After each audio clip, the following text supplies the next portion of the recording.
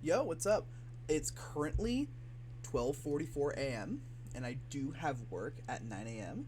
However, I can't sleep. I've been trying to sleep for like an hour now and I can't find it within myself to go to bed. Not because I was thinking about this or anything, but because I couldn't get my schedule straightened out. So what I'm going to do is I'm going to use this as a way to kill some time and talk about my good friend Judd, friend of the channel Judd. We love Judd very much. He is one of the resident potential men at Rose Holman. I think he's awesome. Great to chat with, great player. Judd, if you're watching this, hey buddy. I'm gonna do a Judd supercut because I have a lot to say about Judd's style in general. But as I was planning for this video, I realized that comments about style aren't always conducive to improvement. So I watched this set as well as a set between Colorado 8 and a Pac-Man by the name of Isaiah. It was about a year old of a VOD. I wanted a more recent VOD, but it's Pac-Man Inkling. You're not going to find that many VODs. So I watched that, and I watched what Isaiah, the Pac-Man player, did. He got a game on Colorado 8, who's like one of the best Inklings in the world. And I saw what he did, and I saw some interesting things he did, some interesting stage choices and stuff like that. So, going into this, I want to focus more on counterplaying Inkling and decision making when it comes to like risk reward, especially when it comes to like ledge trapping and stuff, because I think those are going to be your main traits that you're going to need when you're trying to beat Legend as Pac-Man, or just beat anyone in general as Pac-Man.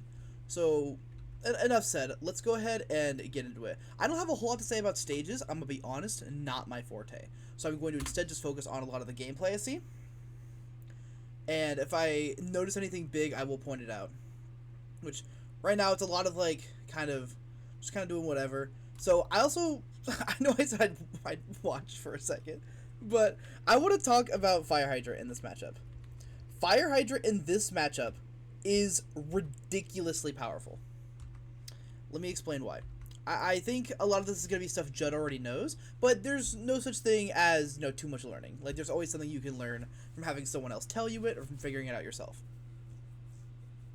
Fire Hydrant takes up so much real estate on the stage. I know the actual size of it might not tell that story, but because there is this big thing here that can take, I think it's like 18% or something?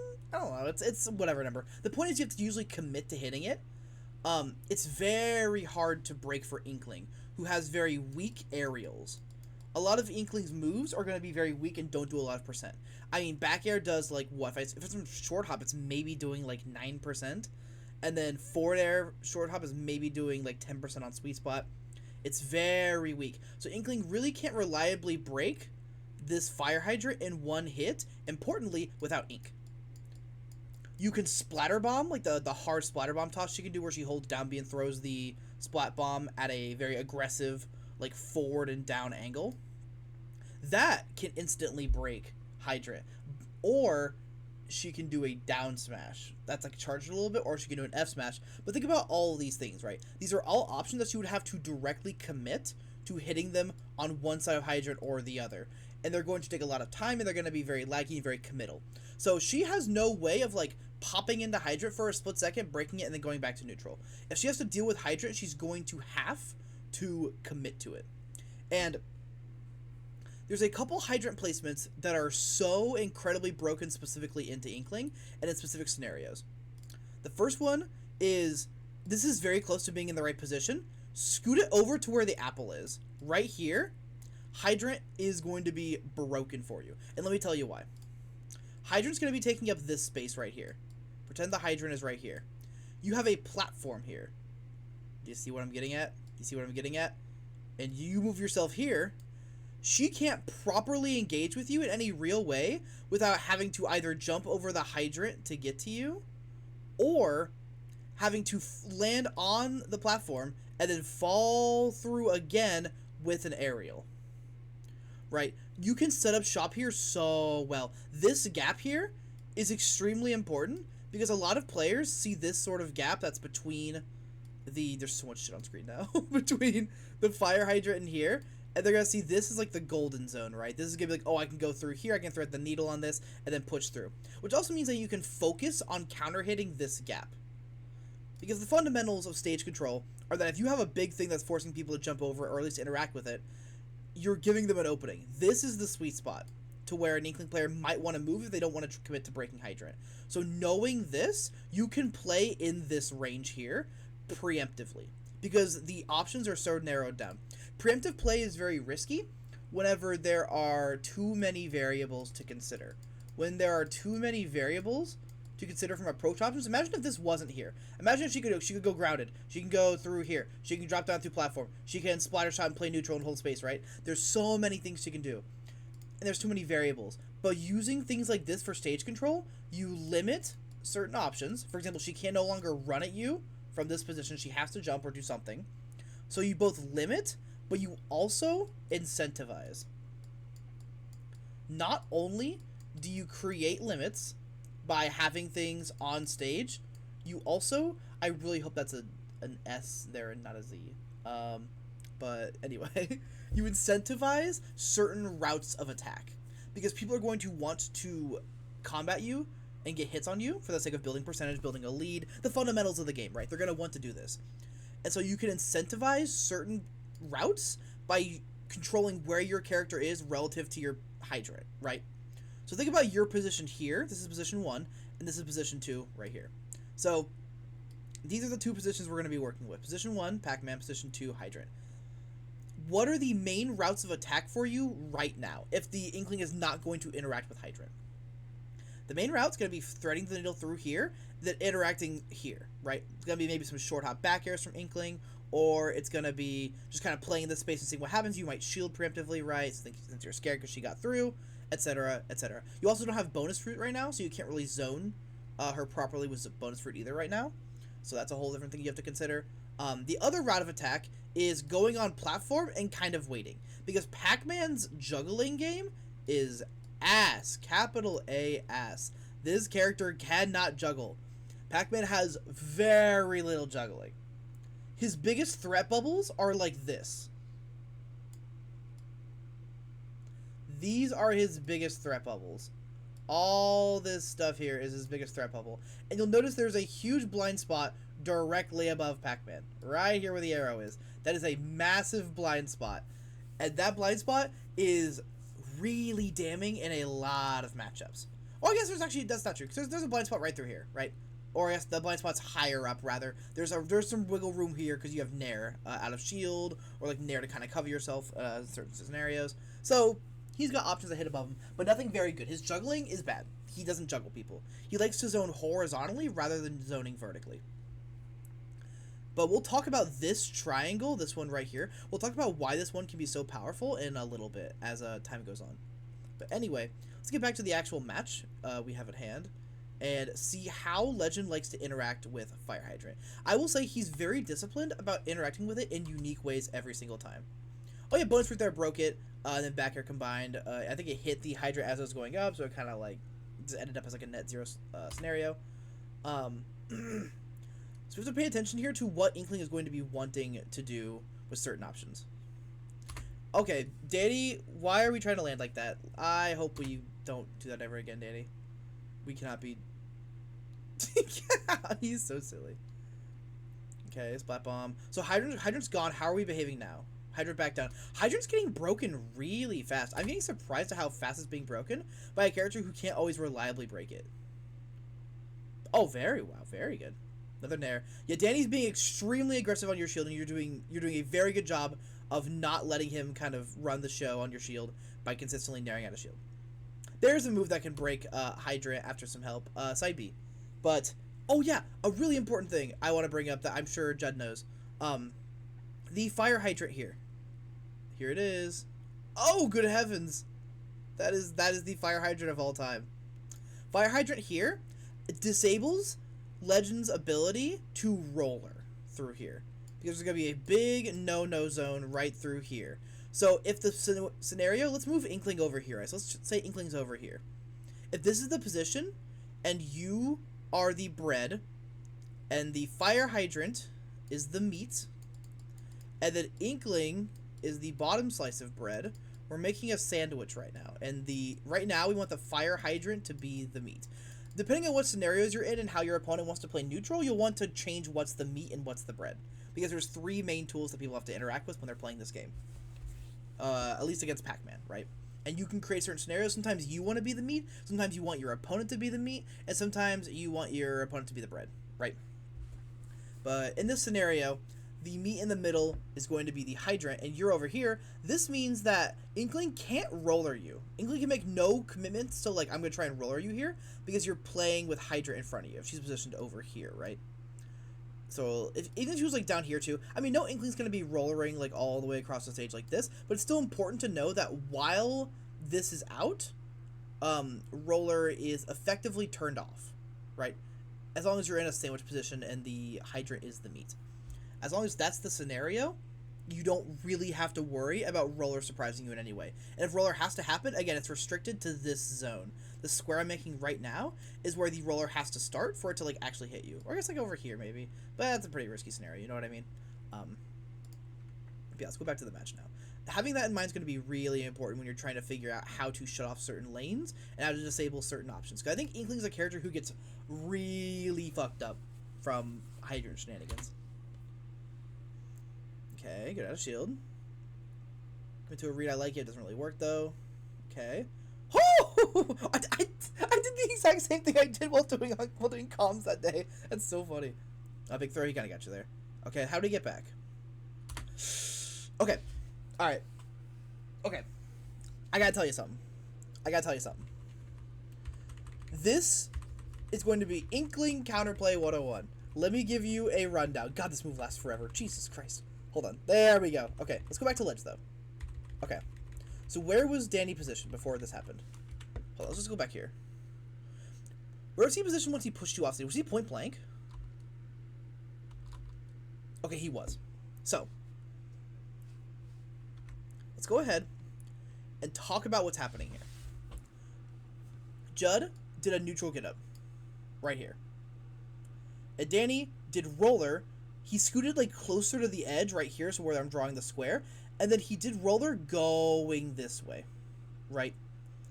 That covers neutral get up pretty reliably, though you can sometimes get lucky with your timing on it relative to Danny's. Again, if he's trying to cover neutral get up, it's going to be a hard timing read, because it's not going to reliably hit neutral get up every time. There's a very small window between when you can shield and when you can just neutral get up. Furthermore, roll is completely covered. Right? Roll is completely and utterly covered. If you ledge roll here, you will die to roller. So let's think about the options we have here. So let's say wait on ledge. Let's talk about wait on ledge. Let's talk about ledge roll. It's going to be LR. Let's talk about neutral get up. Okay. Let's talk about ledge jump, which is one of the best options in the game, as I've said in basically every video I've made. And let's talk about jump fair. So I'm going to put a hyphen there. Jump fair. So let's see here. These are generally going to be our options. Hey, let's add get up attack. You know, let's add get up attack. These are generally going to be our options, right? This is the general selection we're going to be working with. So let's see what's not going to work here ever, or rather, what's extremely risky. Neutral get up and ledge roll. These are the options that if you do, you are very likely to die to roller at kill percent. Roller at like 20%, you can ignore it. You can ignore roller at any time your percentage is not bright red. If the number is bright red, you are dead. There's a little moniker for you. Maybe you can keep that in mind. If it's red, you are dead to roller. So generally speaking, if you're at a lower percent, you can afford to pick these grounded options more often. But when you're at kill percent, you cannot afford to be risking options like this. You can't afford to be throwing these kind of things out. You'll die at 100, right? You'll die to Inkling Roller at 100, which is one of her only reliable and real ways to kill you in this game, besides some ledge trapping that she could do with Splat Bomb.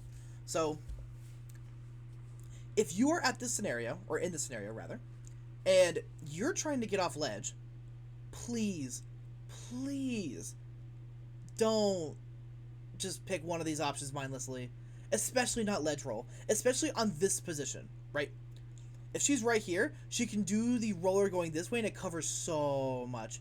But I understand what's going on here, right? Because you are baited, for the most part. You're baited with the fact that Danny is standing here, that this is the free real estate of ledge now. This is the free real estate. So ledge rolling here, as a concept, makes sense, which is why Danny covers it.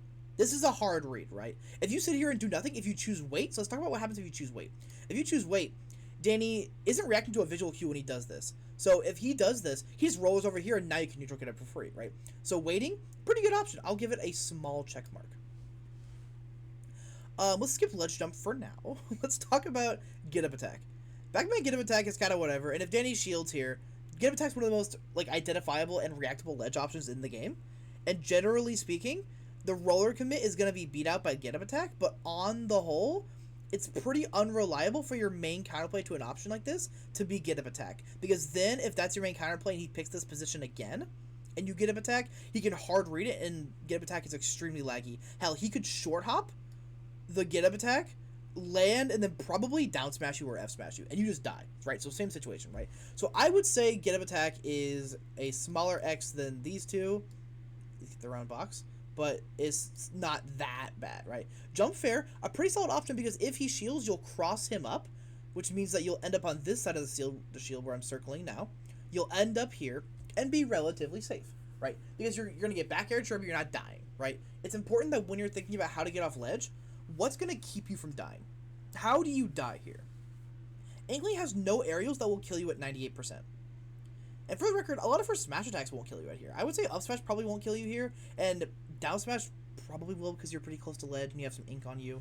But that smash will kill you outright. That's just how it works. But you're not dead to any Inkling aerials because those moves can't really kill until like 130, 140-ish.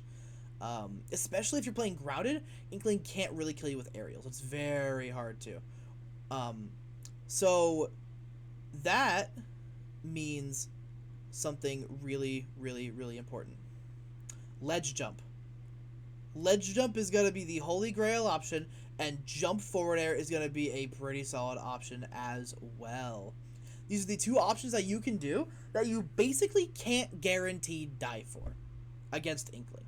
Ledge jump in general is just very important against Inkling because the committing she has to do to actually cover it is astronomical. Think about what Danny would have to do to cover you ledge jumping here. So let's say you ledge jump in this position. You go, woo, and you're up here now, okay?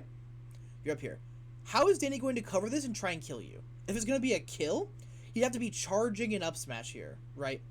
And in that scenario, then you'd have to rely on timing it to where if you're doing this while jumping and he's already charging the up smash, you'd have to be, number one, not ready for the up smash, and number two, you'd have to be not air dodging, which reasonably, if you see him standing in that position you're ledge jumping, you'll probably air dodge because then you still have your hydrant ready, right?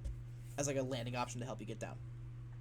But this option is so powerful, especially into Inkling. If you're against Inkling, ledge jump is probably going to be your most reliable ledge option that won't get you killed.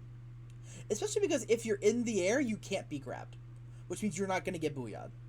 So you're dodging booyah by playing in the air, and you are also dodging smash attacks by playing in the air,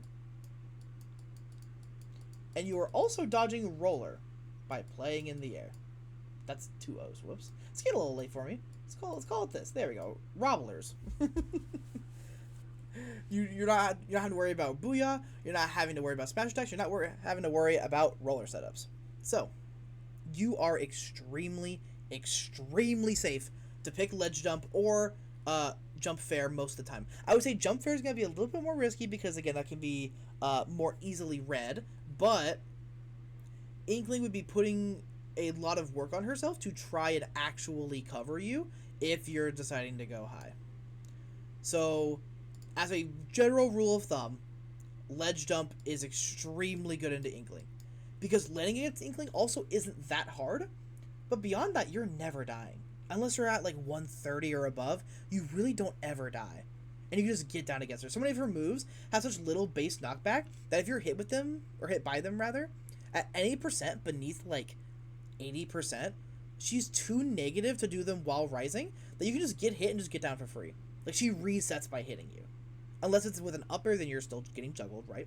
But if it's back air, you're down. If it's forward air, you're down, right? Yeah, 80%. Like, it's extremely good. So think about ledge jump as an option way, way, way more. Let's go ahead and watch the rest of this, though. So we get roller to here, and we mega die for it. Because picking grounded options against Inkling is going to be extremely weak, and a great way to just die. Thank you, Fire Hydrant. Very cool. Okay. Nice work, Danny. Jumping directly into the Fire Hydrant.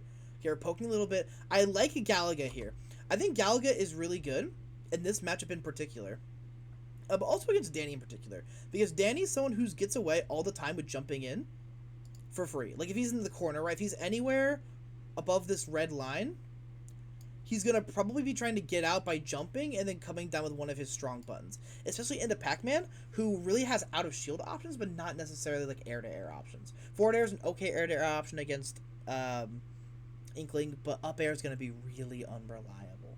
So anywhere above this line, expect Danny to try and escape by jumping in, right? Jumping over and relying on you not punishing it properly. So in that scenario, what becomes really powerful? The button you can press that goes boo, loop, that goes high, boo, and ascends up a little bit. The Hot Wheels track, right? The Hot Wheels track hitbox is going to be really powerful, especially if you throw it right at platform level, because then it covers a lot of real estate like this, right? And that's just so good. Because even if you're not securing a kill with it, or you're not able to fully follow up on it, the fact that you're pressuring this space at all is going to mean that from now on, Inkling has to worry about this space now. This is no longer free real estate to get down. There's no longer free jump-ins to get back to stage all the time and reset to neutral all the time, or trying to gain an advantage all the time. You now have pressured the area where the player feels most comfortable. Pay real close attention to what feels like comfort food for your opponent. Let's keep going. Big back throw. Good reaction. Judd's setup abilities and, like, reaction to specific scenarios is really on top. Like, it's very, he's very on top of it. And he's extremely efficient with it. My language is going to be falling apart a little bit because it's getting pretty late. This one won't be too long, ideally, but I am going to be yapping for a while. But anyway, like I was saying, Judd is very on top of, like, certain teching scenarios. He has a pretty good idea of, like, what kind of reads to make and when, given the position. Which is very powerful in general to have, right? That's a very good skill to have as a player. But in scenarios where Inkling's going to be in the air a lot, you're not going to be able to take full advantage of that. Against heavier characters or fast fallers, way more important, right? But against Inkling, who's going to be spending a lot of her time in the air, against Danny, who loves, right, trying to get back through airspace, it's going to be real hard to take advantage of the fact that you're, like, very good at catching, like, tech options or catching grounded options, right?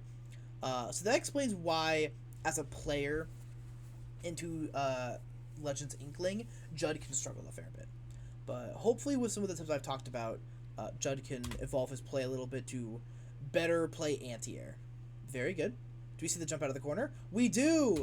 And, yeah, again, like, we have to be pressuring this sort of space, right? Like, nice cherry hit. But we have to be applying some sort of pressure here. So, yes, you got your cool little damage with cherry. I think it's very cool. I think it's very nice. But if you're going to do this, at least, first off, you get 5%. You get 5%.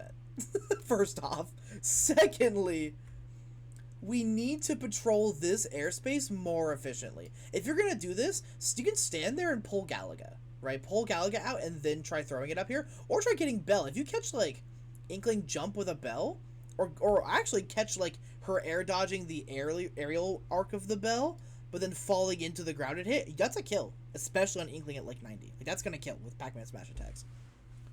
We have to be contesting this area of the stage. We can't be letting people land for free. Especially when people are jumping a lot, you can't grounded zone your way to winning a set. You will have your handful of victories every now and then when they're forced to play grounded, or they feel more inclined to play grounded, or they make a lot of mistakes that force them to be grounded. But you won't be winning sets by playing a grounded zoning game against someone who's going to be jumping in all the time. That's just not how you win sets. He gets in for free, and now he's just back. There's no pressure at all. Ouch, that hurt. Okay, fair from ledge, good option. Splat bomb, what do we do here? Great awareness. Neutral get up shield. If you want advice on neutral get up shield, watch the last, like, 20 minutes of my last video. Or I guess the last, like, 10. You don't have to watch the entire thing. But, like, watch the last, I think it's, like, the 40-minute mark to the 50-minute mark. I talk extensively about how neutral get up plus shield is one of the safest options in the game, but also one of the most exploitable. So you almost die here, but you're chilling. Good air movement. I saw the stick drift down here. Good air movement there. Okay, we're out. So he went for an up smash there. I'm wondering if that was trying to scoop the forward air or try and counter hit the forward air or trying to cover, like, ledge jump in general. So maybe Danny's looking out for a ledge jump, it looks like. But if he's trying to do it with up smash, look how easily you got out, right? That sort of thing is just not going to be very effective. It's going to be inconsistent and unreliable, which is what you want your opponent to be doing. If you can play in a way to where your opponent has to pick the inconsistent, right, like the unreliable, inconsistent option that is also foregoing a lot of value, right? The opportunity cost of it, you know, foregoing value. If you can make your opponent do these two things to win against you, then you're playing properly. And if you're not doing any of those things, then you're probably going to get blown up because your opponent's going to be playing their game the entire time. They're going to be playing in their comfort zone. And the last thing you want your opponent to feel like is comfortable. You want them to be experiencing other emotions, like abject horror when they died to a Galaga setup at like 40. You know what I mean? Tight beat. So we have Bell. Good mash. Really? What was that mash? Hold on, wait. What was that mash? Oh my god! He got out. He's out of there. Okay, we dropped Bell. That's unfortunate. Okay, good awareness. Yup. So see how right there you were able to beat the option? That's great. I'm glad he picked that up this game. This is the second game against Danny's Inkling. The first two wins were against his other characters, I think. I think there was Steve and somebody else. Or both Steve, I don't know. So more zoning. Dropping the Hydrant. So what do we do now that we've reset to neutral and we have the Hydrant here, right? Now that we've set up a pretty solid position where the Hydrant is, again, not here where we kind of prefer it to be, so you can set up shop, but still in a solid position like center, where you kind of can't ignore it if you try to do anything.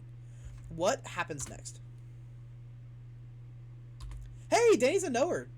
Danny's a knower that it breaks it, and you were not a knower that it breaks it, unfortunately. You get hit.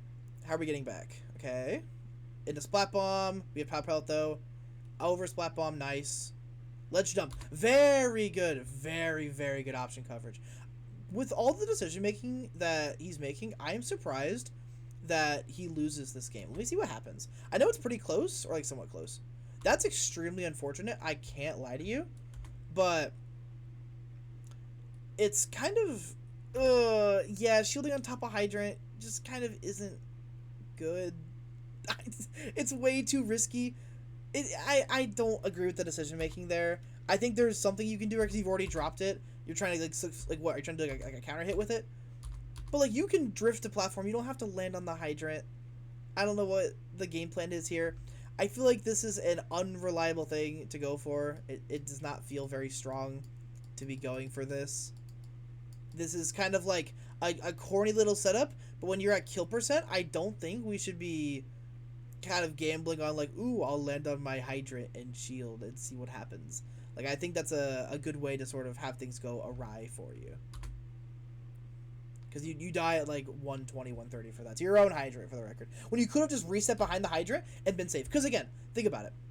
Let's rewind the scenario. So think about how safe you can be if this is the scenario that you're in. Let's go ahead and follow up a little bit. So Hydrant is down here.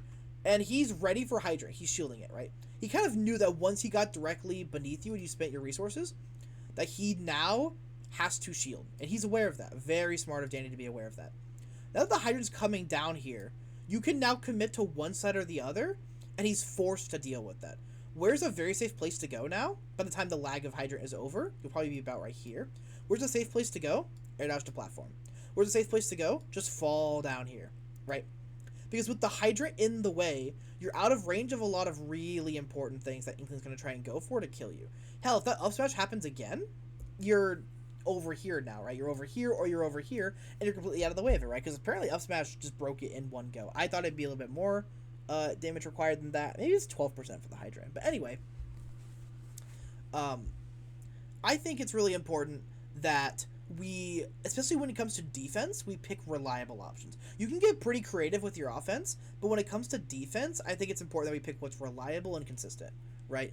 And these sort of things are just so good into Inkling too. You get over here, oh my god, you can do whatever you want now. You can set up shop here, and you can also reliably expect her to try and like jump over and try to aerial you or something, right? And you knowing that, you can maybe like charge an F smash here, or like try and read it with an up smash pretty reliably, and you'll do some fantabulous things. You can get a lot of data off that, right?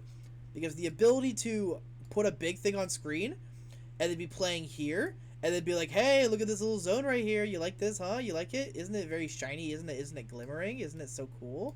You want to go through here, don't you? Bam, you're dead, right? That's the kind of things you want to be doing, and I'm not seeing a whole lot of that right now. If we died a hydrant. Unfortunate. Pac-Man shenanigans. Okay, we have, did we lose Bell or did we keep Bell? Hold on. Okay, we have Bell, good. So we got hit, but no big deal. Okay, we're out. We re-grab Bell, we lose it. That's so unfortunate. That's kind of buns. But it's not like game losing, right? Were you DIing in on these nairs? Oh no! Oh good heavens! We were DIing in on the nairs. Oh no. If it's Inkling doing stuff like that, you're not at risk of dying. You can just hold out and dodge a lot of this damage. It looks like a button almost came out though. Hold on, let me look at that again. What button did you try and press, Judd? Let me see here. So we lost our double jump. Okay. Let's go forward a little bit. Hold on. Okay, almost. We tried forward air or back air? Maybe? No. I don't think a single button. I thought there was a button that was. This looks like forward air startup. Either way, I think it's not super relevant. But the point is, I can see your controller down there, pal. I see this thing. What is blood waffling about? As a rule of thumb, just kind of hold out. I sometimes hold in too when I'm scared. Because you're on what, last stock right now? Yeah, so the pressure's on. Don't sweat it too bad, but just you prevent dying here by holding out against those snares. Okay, splat bomb again. Ooh, trying to scrap for a kill. Whoa! What the? I pressed 0 and I went all the way back to the start of the VOD. Hold on, let me cut this until I'm back to where the VOD is. Let me go ahead and pause. All right, I'm back. Sorry, I was so flabbergasted that I pressed the 0 key on my keyboard and went all the way back to the start of the VOD. But now that we're back in, okay, jump doesn't get caught here. We land. We scrap for an up smash. Don't get it. We're back here again. We double jump back in with a back air, and we're holding directly in. We're holding directly in if we die? What? Hold on. Oh, you didn't hold, like, up to the... Oh, I saw that. I saw that. Don't pretend I didn't see that. You almost snuck it past me. I think we were probably holding out to fade away, maybe? Or, like, look for something else. Which is, like, Val, by the way. Yeah, you're probably trying to fade away with the back air. If we get caught... Oh, good heavens. Yeah, you're gonna be dying to Inkling forward air with that DI. No, listen, there's no commentary to give on that. Like, don't sweat it, man. It happens. But that was a solid game. I think there were some really good things happening there. I think the main thing that really fell apart in this last talk, because you did like barely any damage before the game was over. You did 20% more and then you lost the game. So this is a problem point that I want to focus on for a little bit, because I think there's a lot to be learned here when it comes to like what sort of positions are we taking, what sort of decisions are we making, what's getting us killed, why are we losing, etc., etc. So let's see how bad you get blown up. So back air into jab, very powerful for Inkling, but you fall out of it with some very good SDI. You get a little setup, and you back up, and then you make the bell read. So the bell rate's here, but Inkling's already out. I was thinking about this earlier, actually, while I was watching Isaiah versus Colorado. The decision making here is spot on, right? This happens so often. I want to highlight this. This happens so often where the decision itself is correct. The decision is on point, right? The decision to cover the airspace here because you're ready for a jump out is very good, right? This is the general trajectory of the bell. This is very good. This is extremely good decision making. And it's clearly like trying to get a win, right? However, there's other aspects of a decision that aren't covered here, such as timing, right? So, like, are you timing it to where they're going to jump out? You were a little late on the trigger here. This would catch a delayed jump. This would not catch an immediate jump. So the timing was off. Furthermore, the positioning was off too. You had to dash back to get this coverage. You had to dash back from this position back over to here to cover this arc. Which means that it's probably not the place you want to be doing it. And if you're going to take the positioning, if you're going to head back to here, right? If you're going to head back to here and do this, then whatever bell you're throwing out, it's ideal that it's covering like where they're going to be. I know that sounds kind of dumb, but like I think it should be emphasized that when we're making sort of predictions and stuff, especially on with regards to timing, right? Timing was very off here, so Legend got out for free and you spent bell, or you have to go pick it up now, or risk dropping it, or risk losing it, and he can chase you down. So this decision seems like a decision that actually led to a lot of pain in this last stock here. So when you're making your decisions, if you were going to do this, I was thinking about it earlier, I think what you might want to do is throw the forward air, right? So like do like a while rising forward air like you got earlier. Let's rewind to that, because I'm pretty sure you got a while rising forward air earlier. Let's see. It's after this, right? Yes. So we get the forward air. The dash back would cover. If you threw it right now, right, in this exact moment, in one frame you threw it, you actually do hit Inkling with the arc. That's not the accurate arc. You would actually hit Inkling, right? This would work. However, it's too slow. So I'm going to rewind and try and find a position where you can cover this same airspace with Bell without it being, like, really bad or not able to be followed up on. You might have to double jump. This is tricky. This is why Pac-Man probably struggles a little bit when it comes to holding Inkling an advantage in these scenarios. But honestly, I think the whole issue is circumvented.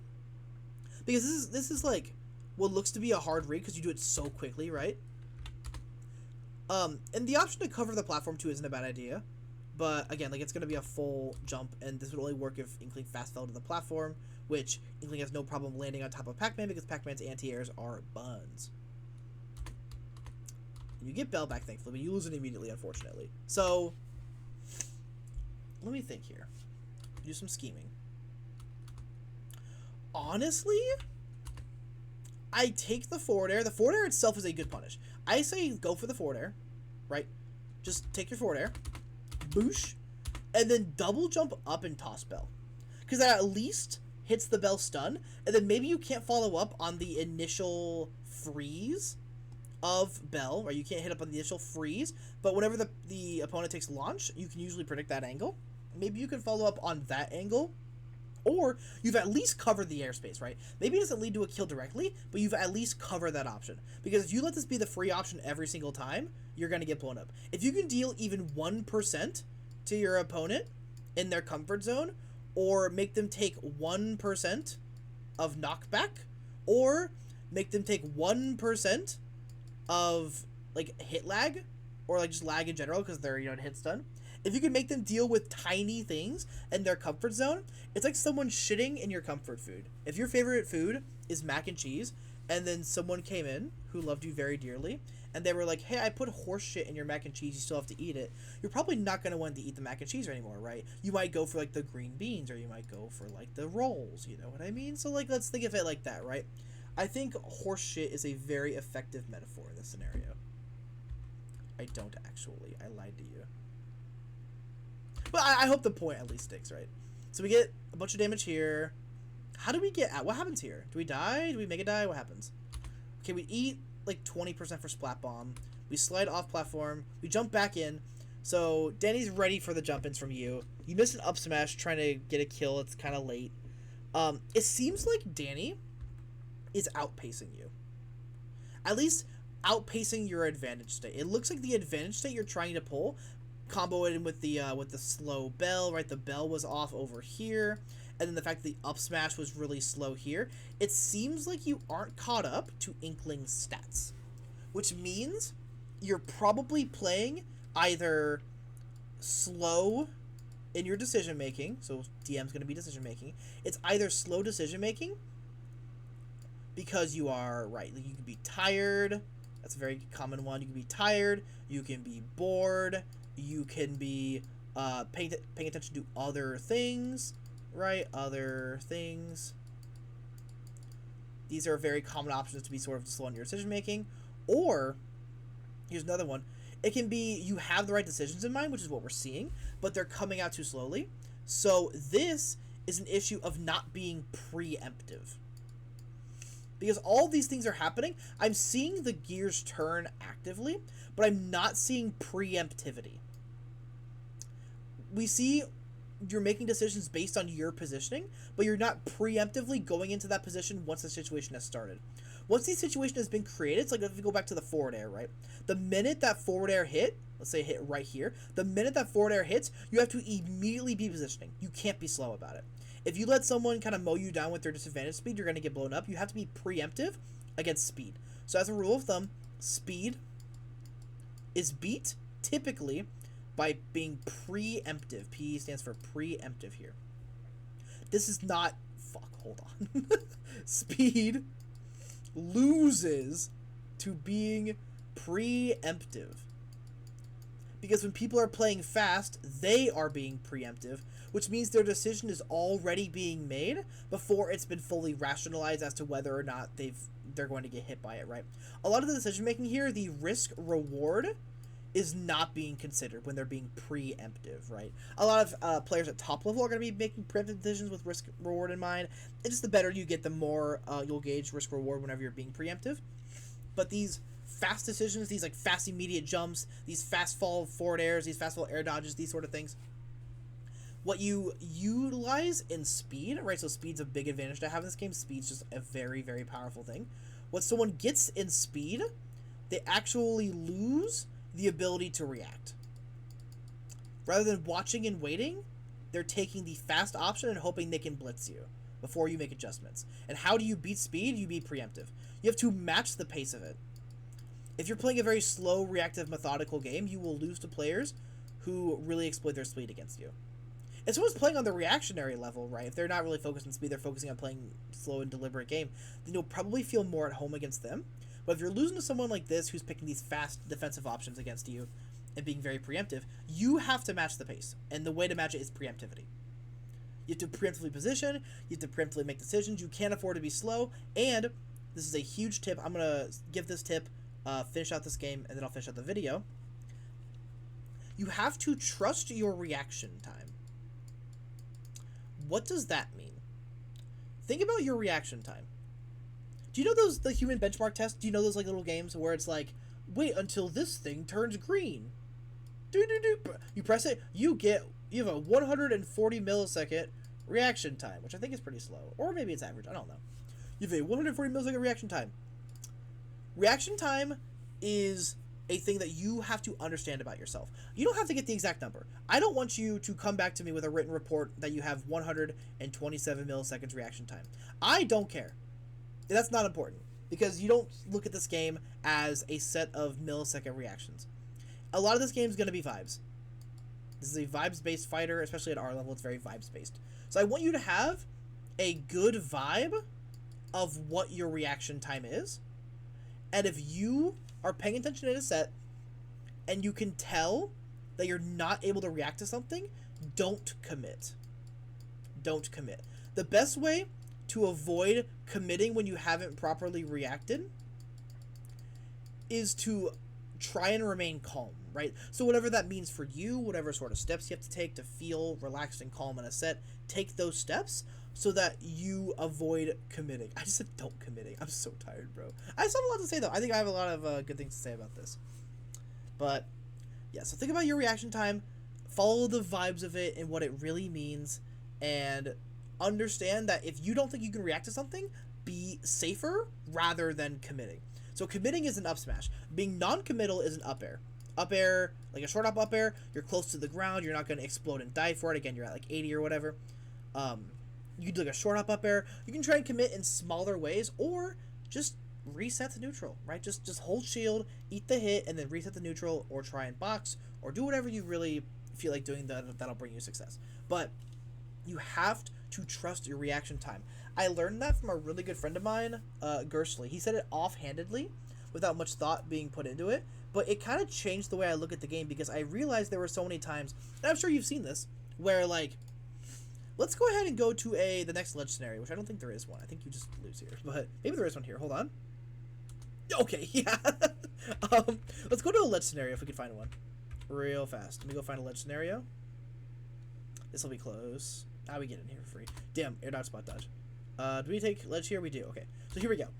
So, do you know how many times people will be ledge trapping? So this is the ledge trapper. This is player 1.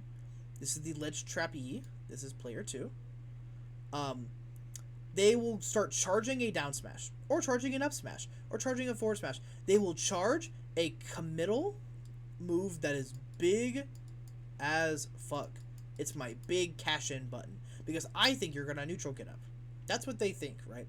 They think I'm gonna neutral get up, or rather, they think you're gonna neutral get up, right? They're the ledge trapper. Do you know how many times people will neutral get up into the smash attack, and then just block it? Just block it and then get a punish. This happens all the fucking time. This happens all the time. It's ridiculous how often it happens, because people don't trust their reaction time. Neutral get up is really hard to properly react to, and if you're gonna react to it, you usually don't actually react fast enough to catch the vulnerability frames between, right, like as you're getting up, you have iframes, and then you're standing here, and then you lose your iframes for a bit, but then you can immediately go and shield, right? This is the thought process. You get up and then you immediately shield. There's like maybe like 3 frames in there, right, where you have to time a move to hit that, right? This is hard. No matter how good you are, this is hard. This is why most players at high level don't actually all the time just cover neutral get up with a smash attack. If they thought you were going to neutral get up and they started charging a smash attack and hit it every time, that'd be the meta. That's not the meta. The meta isn't about those things. What the meta is about what people do after they neutral get up. And for a lot of people, that is going to be shield. So change your thought process about reacting to neutral get up. Don't react to the actual neutral get up. React to neutral get up, see it, so see the neutral get up and see like, okay, they're probably doing this here. Once you see a visual cue again, you don't have to see the full action of discerning between like what a neutral get up looks like and what a ledge roll looks like. You don't have to do that, especially not at our level. You don't have to do that, but at least be able to discern that, okay, I see some movement on ledge here, and I've predicted that they're going to neutral get up. Once you've made that prediction, cover what they do after neutral get up, which if you know them pretty well, it's probably gonna be neutral get up shield. So, how can you cover this? You can cover it by dropping Hydrant on them. That's one way to do it. You can grab them. You can roll behind grab and get a back throw here and maybe get an early kill as like a bit of cheese. Or you can just throw for the sake of throwing, right? You don't want to be reacting to the neutral get up. You want to be reacting to the combo of things they do that give you more frame advantage to work with. Because when someone shields, you have to deal with the act of actually pulling shield up and then dropping shield, or pulling shield up and just holding block, right? You can deal with that by grabbing, typically. Even though Pac-Man's grab is pretty slow. But that's so crazy important for reliable ledge trapping, especially ledge trapping on neutral get up. And you can't just let people do these things. Even if the immediate thought you have is Pac-Man's forward-facing throws are bad. Pac-Man's forward throws are bad. F-throw is ass. I'll give it to you. That sucks. That shit is butt booty fart ass. It is terrible. And down throw, okay damage, but positioning isn't really there. You just kind of reset the scenario or whatever. So yes, the throws are bad. but it's about making your opponent uncomfortable and forcing them to have to guess. Make your opponent guess. I cannot stress this enough. If you don't cover these things because your option to cover it isn't very good, you don't get a lot of reward, then congratulations, they're just not gonna, they're gonna keep doing it, and they're not gonna have a good solution to it, and they're gonna start beating you. You have to make your opponent guess by making certain options have at least some window of punish. At least some type of punish, because players don't like taking percent. They don't like taking percent, and they definitely don't like dying. These are things that they just don't like to do. So you have to, please, please, please, even if you think your character has a bad option or whatever, you have to still try and cover that option, especially if they're spamming it, because you can't let people get comfortable, because the way you beat good players, as opposed to just pretty good players, is you have to force good players to make mistakes. This is my last rant before the video's over. Good players make, let's say, let's call Danny a good player, let's say Judd's a good player, they make, let's say, about 50 mistakes per set. 50 direct mistakes per set, right? A high volume of mistakes, but whatever. They make 50 mistakes per set. A bad player, or maybe a slightly worse player, will make about 100 mistakes per set. Okay? And this doesn't mean mistakes as in like, oh, I meant to press a button by pressing another one instead. I'm talking mistakes like in decision making, mistakes in logic, mistakes in like reads, mistakes in move choice, mistakes in stave choice, right? All of these things. Good players, on average, make less mistakes than bad players, which means they are harder to beat because mistakes are how you win in this game. So what can we do to close this gap, right? We want them to be making 100 mistakes so that they can be bad and that we can kill them. But they're only making 50 mistakes. How do we make people make mistakes? How do you make good players make mistakes? How do you change the volume from 50 all the way to 100? You make them have to guess. Because a lot of people, when it comes to a binary situation, for example, if you see Inkling Roller coming at you, what do? You shield. That's a binary solution, right? Or rather, too, let's think about this, right? You want to get out of Booyah. What way can you DI? Or, that's a bad example. You're about to get back thrown by Inkling. And you're at 100%, you're worried about dying. If you hold out and away on your controller, you die. That's bad. That's just a bad decision, right? That's a mistake. But if we hold in and up like this, we're going to live for a while because we're going towards corner again. That's how decision making works, right?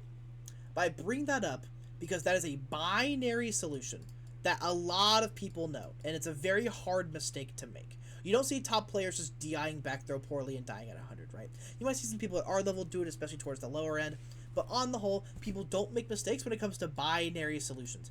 If there is one problem that has one reliable solution, there's no room for error. This is a holistic solution.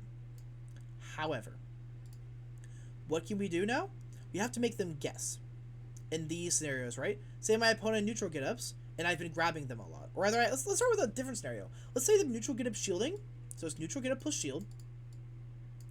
And I have not been grabbing.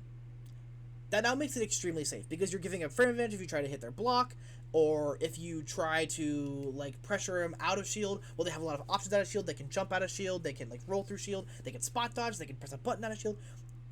Infinite amount of options, right? And a lot of them are going to be pretty favorable for your opponent. So now, neutral get-up plus shield is going to be a pretty holistic solution to what you're doing, right? It's the 1 equals 1 that we talked about earlier. It's the one scenario, one solution, because I'm not getting punished for it. But what starts happening when you're grabbing? What starts happens if you add grab to the scenario? You start grabbing your opponent. What's going to change? What's going to happen? You know what's going to happen? They're not going to be neutral get-up plus shielding every time anymore. So now, they have to pick this or a different option. And you know what that means? This 1-to-1 has changed from 1 equals 2. Incorrect. No. You have to pick something different. You have to pick 1 or 2 here, right? Neutral get-up plus shield or a different option. And now, since you control the answer, because 1 in this scenario is going to be, not grabbing, and 2 is going to be grabbing, they have to pick 1 or 2, which means they are guessing. And they can influence this guess through a variety of different means. They can have data on you as a player. They can have data on your style. They can have data on your character. For example, like Pac-Man throws are bad, so throw's not always going to be the best option. But the fact that you can make your opponent guess whatsoever means that this 50 mistakes that a good player was making is going to increase to maybe 70, and then you can win. Or it'll increase all the way to 100 if you find a good solution, and now they feel like a bad player to you, and you're just whooping them. Please make people guess. Even if you don't think it's good for your character, you have to find creative solutions to all the things happening in this game. And I am begging you, not you in particular, Judd, I know you're pretty good at this, but anyone watching this, if you can find some sort of solution creatively to what's going on, even if it's just throwing, even if it's just whatever, and you're going, but I'm not killing, but I can kill if I get an up smash, but think about the read, what if it hit, right? Gauging this risk reward is not, it's not proper. It's improper, and it's going to lead to you losing so much more often than you're winning. Because you have to make your opponent guess. And maybe now, after I've talked about it for like 20 minutes, you too can make your opponent guess. And Judd, I hope you learned something through this, maybe like an hour long now? 2 hours long? Not 2 hours. I'm just very tired. Just shy of an hour. I hope you learned something here. Ideally, it's things that you already know that are reemphasized, or the things you don't know that you've now sort of assimilated into your general thought process, and you can work on next time. I think you are one of the resident potential men of Terre Haute, and you're very close to a level up. You know it, I know it, we all know it.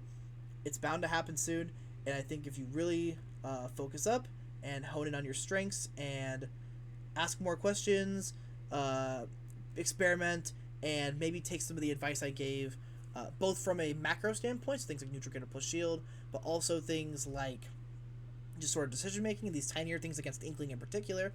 I think you can sort of synthesize those things into your play and win this. This is so insanely winnable for you. All these games go down to basically like last stock, right? So I promise you can make it happen, man. But that's gonna be it for me. I've been talking for about an hour now. It's almost 2 a.m. It's 1:45 a.m. I've got to go to bed. I hope this video was still at least helpful, even if I did a poor job of talking towards like the end of it, because I was getting more and more tired. But I hope what I said makes some sort of sense, and I hope you can take away something from it. So thank you so much for watching, and have a good one. Thanks so much.